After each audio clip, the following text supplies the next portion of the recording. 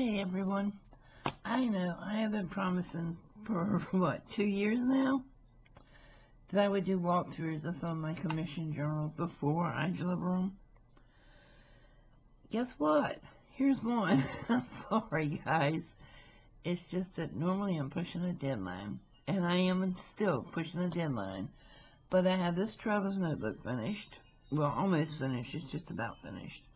And they are made from the hard book board. They have the metal corners.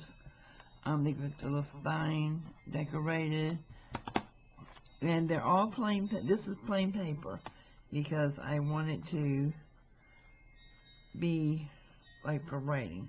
I'm going to put a large pocket here and a large pocket on the back. That's why I have this extra room in the spine, so they can stick whatever they need to in it. But this in the front is resume paper, a sheet of music paper.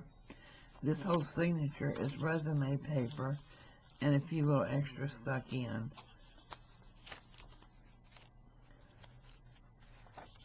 So it's what, parchment paper, I guess you would call it, because it is the... And then I put in a little journal I had made just when I was piddling around. And this one does have a few little tags and stuff in it, but this is just extra scraps that I stuck in, made into a little journal one night while watching TV. And this is the paper that just came in that I had ordered from Carehart for the Disabled Artists Foundation's fundraiser. I like this paper. And this one, each signature, if you notice, this one I just did the torn edges, this one I did the beveled edges. So it separates the signatures, and it just gives it a different look. There's a whole lot of writing surfaces in here.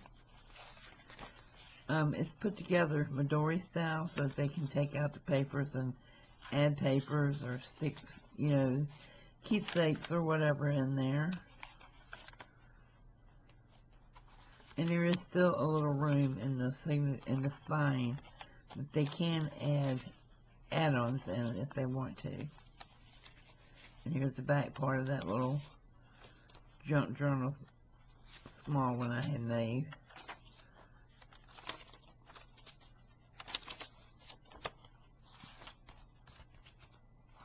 And these are just the backs of the first pages you already saw. And I did cut both ends of the bags so that they'd have storage room. So this is a finished, and this is Tim Holtz fabric with muslin spine and just some ribbon down the side. Excuse me. I'm going to put a pocket in each side. I have a tassel, a dangle to put on here, and I'm not sure yet if I'm going to send a package of ephemera. I have some made up that may go with it. I'm just not sure yet. We'll see.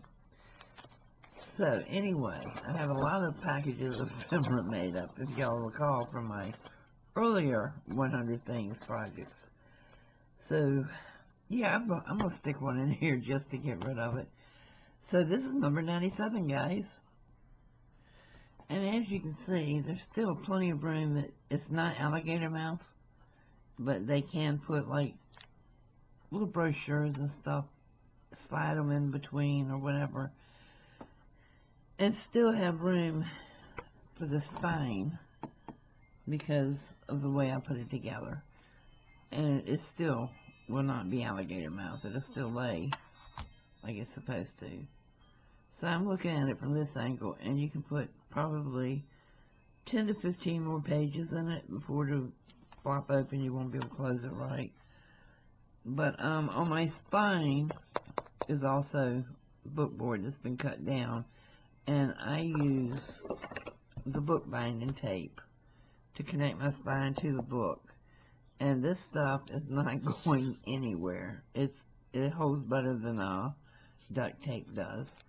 But it's just something that, you know, when Ann was teaching me to make journals, she taught me to use this, and I've just stuck with it. I've tried other ways. I've tried not taping them, and to me, I don't like the floppy spines at all. So I just like, I guess because I'm an avid reader, I like holding a hard journal in my hands, and I like it feeling like a book. So the journals I make usually end up, they end up, not usually, they always end up feeling like a book.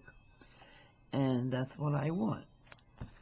So anyway, guys, did I say this is 97? It's 97.